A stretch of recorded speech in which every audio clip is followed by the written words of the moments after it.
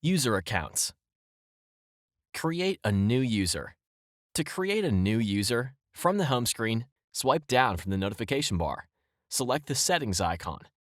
Scroll to and select Accounts and Backup. Then select Users. Select Add User or Profile. To create a user with restrictions, select User, Restricted Profile. Please note you will need to set up a screen lock in order to protect your apps and personal data. To create a user without restrictions, select User, then select OK.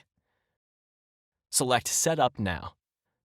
Swipe on the lock screen, then follow the prompts to set up a new user.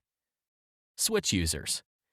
To switch between users, swipe down from the notification bar, then select the user icon. Select the desired user. Delete a user.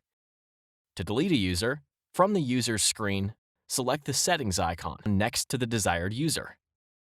Select Delete User. Select Delete to confirm.